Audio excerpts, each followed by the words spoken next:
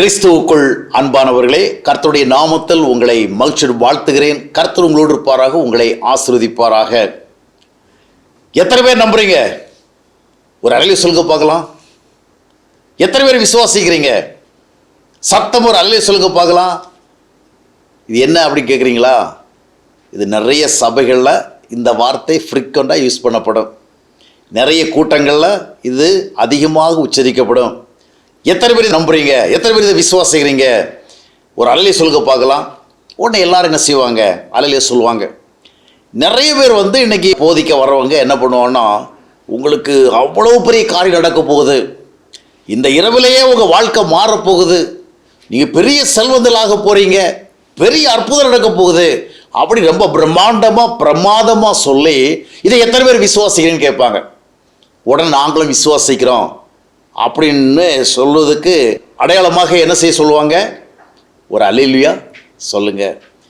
இதுவே ஒரு கலாச்சாரமாக இப்பொழுது மாறி வருகிறது. இவங்க அதை கற்பனை கெட்டாத விதமான பிரம்மாண்டமான காரியங்களை சொல்லி அது இவருடைய வாழ்வில் நிகழப்போகிறதாக விசுவாசிக்க சொல்லுவாங்க.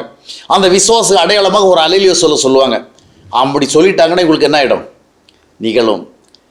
அதாவது நாம் நிறைய காரியங்களை விரும்பி, நிறைய காரியங்களை ஆசைப்பட்டு, இவைகளெல்லாம் ஆண்டவர் நிறைவேற்ற வல்லமை உடையவராக இருக்கிறார் என்று நம்புவதனால அது எல்லாம் நமக்கு நிகழ்ந்து விடும் என்று நாம் எண்ணி விடுகிறோம். இல்லை, முதலாவது எதை விசுவாசிக்க வேண்டுமோ அதை விசுவாசிக்க வேண்டும். இன்றைக்கு போதகர்கள் கேட்கிறவர்களை உற்சாகப்படுத்துவதற்காக, சற்று நேரம் அவர்களை ஒரு பரவசத்துக்குள்ளே வைத்துக் கொள்வதற்காக மிக பிரம்மாண்டமான காரியங்களை சொல்வார்கள். நீங்களாம் பெரிய கோடீஸ்வரராக போகிறீங்க. எத்தனை பேர் விசுவாசிக்கிறீங்க? கைகளை ஊற்றி ஒரு அல்லேலூயா சொல்லுங்க பார்க்கலாம். உங்களுடைய வீட்டில் என்ன வாகனம் வச்சிருக்கிறீங்க? ஐயா, சைக்கிள் கூட இல்லை. ஆனால் ஆண்டவர் உங்களுக்கு ஒரு பெரிய லக்ஸுரி காரை கொடுக்க போறார்.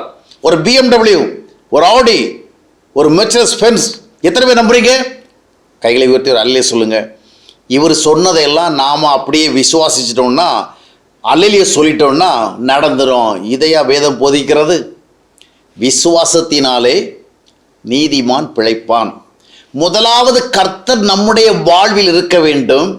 அந்த கர்த்தரை நாம் சார்ந்து விசுவாசித்து வாழ வேண்டும். அப்பொழுது நாம் தேவனுடைய பார்வையில் நீதிமானாக வாழ்வோம். அப்பொழுது ஆண்டவர் நம்முடைய வாழ்விலே நலமானது இதுவோ நன்மையானது இதுவோ தருவார். நாம் பெரிய வீடு வரும் என்று விசுவாசித்து விட்டதா உடனே வீடு வந்து விடாது. எனக்கு இருக்கிற பல லட்சக்கணக்கான கடன்களில் ஆண்டவர் ஒரே நாளில் அடைத்து விட வல்லவராக இருக்கிறார். நான் விசுவாசிக்கிறேன். நீங்கள் விசுவாசித்து விட்ட காரணத்தினால அப்படி நிறைவேறி விடாது. தேவனுடைய சித்தம், தேவனுடைய செயல்பாடு என்று பல காரியங்கள் இருக்கிறது. எனவே விசுவாசம் என்பதை எதிலே முதலாக பயன்படுத்த வேண்டும் என்றால், முதலாவது ஆண்டவர் என்னை பாவத்திலிருந்து விடுவித்து பரிசுத்தமாக வாழ வைக்க வல்லவராக இருக்கிறார், நான் விசுவாசிக்கிறேன். அதுதான் விசுவாசம். நான் ஆவிக்குரிய நற்குணங்களை உடையவனாக வாழ்வதற்கு தேவன் எனக்கு கிருபை அளித்திருக்கிறார், அதை நான் விசுவாசிக்கிறேன். பாவியாக இருந்த என்னை தேவன் தம்முடைய பிள்ளையாக மாற்றி இருக்கிறான். தேவனுடைய பிள்ளைக்கேற்ற சுபாவங்களோடு வாழ முடியும், நான் விசுவாசிக்கிறேன். ஆண்டவர் என்னுடைய எல்லா விதமான வாழ்க்கை சூழலுக்கு மத்தியிலும் போதுமானவராக இருந்து என்னை வழிநடத்த போதுமானவராக இருக்கிறார், நான் விசுவாசிக்கிறேன். அதுதான் விசுவாசம். அதற்கு பதிலாக இந்த போதகர்கள், பாஸ்டர்கள் நம்மை உற்சாகப்படுத்தும் விதமாக, நம்முடைய ஆசைகளுக்கு தீனி போடுகிற விதமாக பெரிய பெரிய காரியங்களை சொல்லி அதெல்லாம் அப்படியே நடைபெறும் என்று எத்தனை பேர் விசுவாசிக்கிறீங்க? கைகளை ஒருத்தி அல்லேலூயா சொல்லுங்க அப்படின்னு சொல்லிட்டு நம்ம அல்லேலூயா சொல்றோம்னா நிறைவேறி விடாது. எனவே சரியான உபதேசங்களை பின்பற்ற வேண்டும், சரியான போதலை பின்பற்ற வேண்டும். முதலாவது எதை விசுவாசிக்க வேண்டும், எப்பொழுது நம்முடைய வாழ்விலே மகிமையான மேன்மையான கால் நிகழும் என்று புரிந்து கொண்டவர்களாக கர்த்தரை விசுவாசித்து கர்த்தருக்கேற்ற காரியங்களை எதிர்பார்ப்போம். மேலானவைகளை தேடுகிற பொழுது மற்றவைகள் நமக்கு வரும். பூமிக்குரியவர்கள் அல்ல, மேலானவைகளை தேடும். முதலாவது தேவனுடைய ராஜ்யத்தை தேடுங்கள், அப்பொழுது எல்லாம் உங்களுக்கு கொடுக்கப்படும். எனவே ஆண்டவரை நம்முடைய வாழ்விலே மையமாக வைத்து அவரை விசுவாசித்து வாழ்வோம். ஆண்டவருடைய வாழ்க்கையிலே பெரிய காரியங்களை செய்வார்.